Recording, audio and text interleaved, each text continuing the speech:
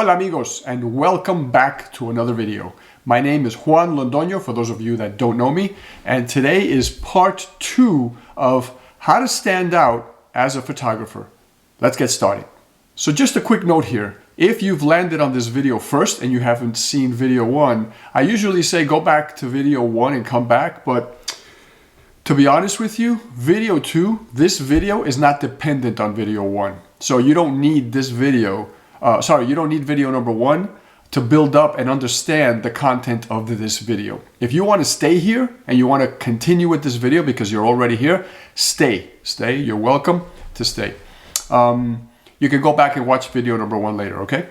To recap a little, in video number 1, we kind of talked about how to stand out as a photographer, really covering things outside of the camera. So not really camera settings type of stuff, but really mindset and other things outside the camera. In this video, however, we're going to do a little bit of that, but we're going to also spend time talking about how do we stand out as photographers, manipulating what we have in our hand, which is the camera. So as we all know already, aperture is a big thing that we always play around, right?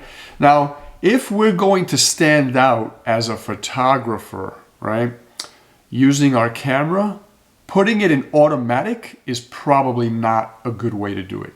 Why? Because the camera isn't going to be specific or the same, constant from picture to picture. If you're in a bright area, it's really nice out there, and my bird's talking now. If you're in a nice area, then the camera's going to do one thing. If you're in a dark area, your camera's going to do something else. And what I meant by nice was bright. If you're in a bright area, the camera will set itself one way. If you're in a dark area, it'll set itself another way. If you're shooting people, it does one thing. If you're not shooting people, it does something else. So really, to stand out as a photographer with our camera, we have to keep it in manual. We should, because we can control everything and we can keep it consistent from, picture to picture, from ambient to ambient, environment to environment. No matter where you travel, you can keep it the same. So speaking of aperture specifically, right? You can become one of those photographers that decides to shoot with a very wide aperture, which means your foreground and background will be completely blurred out. And if you do that for every single picture that you take, then you start to stand out for that. And if you've done that for a year or two, then when people look at your website or your Instagram or whatever it is, wherever you have your pictures posted, right, they are going to notice this. It starts to stand out and you become known for that. So that's how you stand out. Or you do the opposite. You close your lens and you become that photographer known, that photographer that stands out for being that person that focuses everything. So you're shooting a model, that rose bush behind her is focused, but also that garbage truck behind her might be focused. And maybe that's the thing. Maybe you take beautiful things and you put them in ugly places. And you shoot, making sure that not only the beautiful thing is in focus, but the ugly thing is too, right? Like a construction site or a city that's just having trouble developing, that's had issues with crime. And you look for things like that surround a beautiful image, and you do that contrast, right? That's a really nice idea too. So moving on, the next thing is shutter speed. With our camera, we can control the shutter speed, as you know, right? We can make the shutter open and close very quickly, so we start capturing everything very crispy and sharp, right? Any kind of movement gets stopped, and maybe that's what we become. We become the photographer that likes to capture movement by freezing it, right? Whether it's a race car, motorcycle, kids in sports, professional sports, anything that you decide to do, nature, water drops, whatever, right? We always see that water drop that hits and then you kind of see it up in the air and the water, with the waves. That's a beautiful picture, right? If you can manage to do stuff like that out in nature, fantastic. For example, with a waterfall, instead of capturing it all dreamy and slow, you capture everything crispy and you do close-ups. Or you slow that shutter speed down, and everything that you take is a little bit blurred. Anything that's moving is a little bit blurred, right? So you may have one person standing still in the picture, and you slow your shutter speed down to like a 30th of a second or maybe a 60th of a second, and that person is sharp. at a 60th. But that bus moving behind, or that car, or that person walking behind in the city is going to be blurred. So now you start to capture movement in your pictures. It's not all still, right? And if everything you do has a sense of stillness and movement, where you're focusing on movement, that's fantastic, because you've kind of, placed yourself outside of everybody's pictures. Everybody has the same kind of pictures where they capture a city and everybody is frozen in the movement. Now you're capturing a couple of people that are not moving. They're sharp and everybody else is blurred. So that's the movement of a city, right? And you've captured it. Even I.S.O. Even I.S.O. is something we can use, right? Or a way to stand out. How? Well, I don't know if you were around in the film days, but when you shot film of 400 and for sure 800 I.S.O., you would get grain in your pictures. Sometimes that was unwanted, like if you were trying to shoot some, clear nature, right, and it was getting dark. But sometimes if you were shooting something black and white or nudes or something like that, it was kind of welcome. So maybe you become that photographer that wants to stand out by putting a little grain in everything. Now you can do this in post-production. You can do it in Photoshop or whatever software you use. But wouldn't it be cool if you just kind of set it into your camera so everything you shoot, you kind of get that little bit of grain, just enough to give it that texture and that class, right? So you become known for that. You stand out. Like we talked in the first video, you're branding yourself as a photographer that does that all the time. Using angles is an amazing way to stand out. Let me give you an example. If every person that you shoot from down below like you were a pet, you kind of start giving the idea that that's what you are. You're shooting humans from what small people or small animals, right, children, would see them as. Or you do the opposite. You shoot people always from up above. Maybe how God would see us, I don't know. It depends, right? Or you shoot pets, for example, from up above, kind of like we see them, humans. Or you shoot them eye to eye, how other pets would see them. And if you're shooting pets and you do this all the time, then again, you start branding yourself, because you're not shooting animals from above. You're shooting them kind of close up and from eye to eye. Isn't that cool? Because you really start to get the idea that the animal is kind of either talking to a human that's down on the floor, or just hanging out with an animal that's quite its size, right? One easy way to stand out as a photographer is by picking a sense of light that maybe not everybody else uses all the time. So what if your pictures were underexposed a little? And underexposed means a little dark, right? If your pictures were always underexposed and you had 2,000 pictures on your Instagram site and everything is just a little dark, to tell you the truth, there are some photographers I follow that shoot this way. And whenever I'm feeling kind of blue, I come from work and I'm tired and I just put that soft music on and I want to watch kind of that dark photography, I open up these websites and I scan through them. The pictures are beautiful, by the way. They just tend to underexpose. So what they focus on by doing that is you're focusing more on the shape of things, right? And the outline of things. You're not focused as much on the details of the beauty and that kind of stuff, the highlights. Or you can try to stand out as a photographer by overexposing, right? Where again, imagine 1,000 pictures on some site, like your website, and everything is super bright, right? Now what you're doing is, when I don't know if you've seen this, but you take a face and you go out into the snow and you kind of overexpose anything, what you see now are some of the features, like the eyes, right? The nostrils, the lips. You start to see things differently, because you normally wouldn't pay attention to that alone, because everything else is kind of washed out in the light.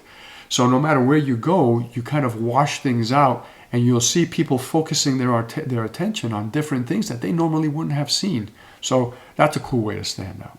And speaking of bright or dark, you can not even focus on bright or dark light, but you can focus on bright or dark themes. Like dark themes might be cosplay, suicide themes. This tends to be very popular these days, right? Gothic, right? These are dark themes. And your lighting can be normal, but the theme itself is dark. You can even overexpose it, but it's still a dark theme. So if you only shoot these dark themes, right, And I don't know why, heavily tattooed people would be considered a dark theme. I love tattoos. But it kind of is. So maybe that's what you do. You focus on models that have, their bodies covered in tattoos, and that's beautiful photography, especially if you light that right? Focusing on the tattoos and the detail. But it's a dark theme, so you become known for that. And the opposite is true, right? You pick a bright theme, whether it's maybe children playing or whatever your bright theme is, right? It's all up to our imagination, and sky's the limit. So continuing with the topic of standing out as a photographer, composition's a good way. So we have all these rules that you study in photography. I've never taken a formal photography class, but I'm aware of all the rules. I speak to enough photographers and I've read enough books, right? Like the rule of thirds, for example. Sometimes it's okay to fit things into the rule of thirds. Sometimes I have no need for the rule of thirds. If I'm taking a picture of something and the rule of thirds doesn't come to mind, then it doesn't come to mind. I don't use it. But if I'm taking pictures of, say, a bunch of flowers and there's something behind them, some rocks, and I move around and I notice that, oh, one of these rocks would be really cool in the corner third, whatever, then I'll do that, right? But if I'm shooting, for example, a nude model out in the wilderness and there's absolutely nothing around her that would lend itself to a rule of third, I put her smack in the middle because that's just what I'm thinking at the moment, of making her stand out, focusing the eye on her. So, or on him, whatever the model is, right? So composition is good, either avoiding a composition or focusing on that composition over and over and over. You start to stand out because you're branding yourself as the photographer that does that all the time. One of the last ways we'll be talking about here today is, and you've seen how some of these are camera and some of them are not, right? One of the ways is post-production, how you edit your pictures. So if you edit your pictures kind of the same way, I've seen some fantasy photography, for example, where photographers will shoot a model, male, female, kid, it doesn't matter. And then they do this elaborate artwork behind them. Or like some really dark, places like caves and dungeons, and all of this is in the background all the time. So they probably shoot them like in a green screen, a blue screen or something, right? Or just some very neutral color background. And then they pull them out of that and put them in these amazing settings. So you can go around the world looking for like the perfect settings to then do some, model photography later. And you end up standing out because people are not just looking at the model that you're photographing because you've lit them very well and they're beautiful, but they're looking at these backdrops, whether they're fake, right? Whether you create them yourself and paint them and put them into the picture, or you paint them on the computer, or you just add them later because they're places that you photographed in the past. That's a really cool idea. And people will start looking for you, especially if they're from those areas or familiar with those areas. And last but not least is how you mount or sell your photography, how you choose to do that. If, for example, everything you sell on your website is printed on acrylic, which is like a piece of glass, and that's your signature, right? Everything you sell is on this glass because whatever, you've decided that that's more beautiful, or that there's a meaning behind glass because there's a purity of it, right? Of its transparency, and you want to consider yourself a transparent photographer. You show what is. You don't do anything fake to your pictures. Maybe that's a good reason to print on glass, or maybe you just like the way it looks, right? And you only offer your pictures this way. Yeah, again, we talked about that last time. Are you limiting yourself? A little bit.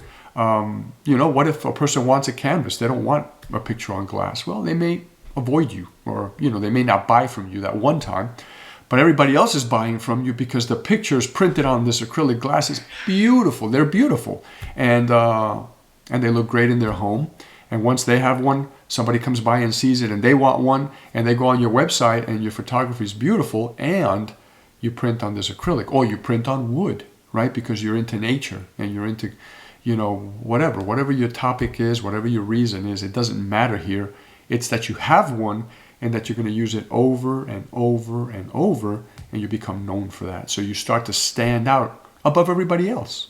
And you know, I apologize because I said that was the last one and I forgot one. I'm thinking of color presets, which is, you know, camera adjustments. There's a lot you can do on your camera. One of the things is you can adjust the colors. And so, for example, say you're shooting towns before they grow, right? You kind of start getting away from the city in many different cities, and you start noticing a trend that things have been building along. So, for example, I live in Georgia and I live off of Highway 400. And it used to be like 20 years ago, you know, you had to be close to the city to see anything on Highway 400. Once you went, you know, 5 miles above, you started to see nothing. Well, 5 miles above 400 now is crowded. 10 miles above 400 now is crowded. And you go 30 miles above, you know, the city on 400 and it's starting to get crowded. So it would have been interesting if I caught those exits like 20 years ago and then taken pictures like every 5 years of each of the exits and then gone back to show that later in the future, especially to sell it back to restaurants in those areas and businesses like buildings that, you know, all of a sudden, you know, a company stands up a huge building and in their lobby is your photograph of what that intersection was 20 years back. Oh, that's cool. So maybe where I'm going is you decide to do this type of photography and you want your color presets to be a little sepia. Sepia is like that grayish, you know, like the pictures are old. So black and white pictures, and let me tell you where this comes from, by the way. Black and white pictures used to be a thing because there was no color. People would store them in drawers and the oxygen would oxidize or rust the print. And rust is basically oxidation, right? Where oxygen mixes with stuff and it damages it. So these gray photographs would start turning hues of tan and brown, right? Now people look at that and go, oh, that's so cool because it looks old, right? Well, so you can take these pictures of towns before they develop and you can shoot everything, set your camera presets to this sepia tone. Again, you can do this in post-production, but it's a lot of work. Why bother? You can just set it in your camera and every time you go to an exit and you can focus in your state and just go city by city and start on one highway in the city and start to head out and stop in every exit and take pictures from different angles and then go to the next exit and take pictures from different angles and go to the next exit. And I keep giving these great ideas out and I'm asking myself, why didn't I ever do any of this? And that's just one highway outside of one city. Now you go back to the same city, you pick a different highway and you take it going out and you do the same thing on a different day, right? And once you've exhausted all the highways leaving that particular city, you go to another city in your state. And you do this till you're done, and then you pick another state. And you can go around the whole country, and then you've branded yourself as a freaking photographer that captures history by going and, you know, capturing these little towns before they develop, right? And not only that, but you've picked a kind of a hue, a sepia hue in your pictures that give them that outdated kind of old look, right? Kind of like the Old West, the Wild West. So there you have it. So as a conclusion, it doesn't matter what the heck you pick, whether it's something on the camera, on your computer in post-production, in the background, if it's the topics you pick, the people you pick, the places you pick, the light you use, the color of light you use, get creative. The point is that if you pick one of these things that the two videos covers, and even other things that we didn't talk about, you pick them over and over and over, you start to stand out as a photographer. And please don't forget what we talked about in the first video. To be a great photographer, you must first be a great person. If you want to stand out as a photographer, stand out as a person. When people notice you because, oh my God, that is the sweetest person to work with. Oh my gosh, you know, the nicest person in the world to do business with. Oh my gosh, you know, they're looking for you to work with just because you're that pleasant. Your photography can be okay. It doesn't even have to be brilliant at that point because they just want to work with you. Now, if you have that as a, let me not swallow my tongue here. If you have that as a starting point, your personality is so vibrant and you captivate people and they want to work with you. Imagine if you add to that awesome photography. That's it. You're done. You're at the top and you're at the top of your game. So conclusion, pick something, do it over and over and over, brand yourself that way, start to stand out that way. And remember, you don't have to do it forever. Do it as long as you like, switch to something else. My lovely friends, we are done with another video. I hope that if this was useful, you give me a like down below. And if you haven't subscribed already, down here.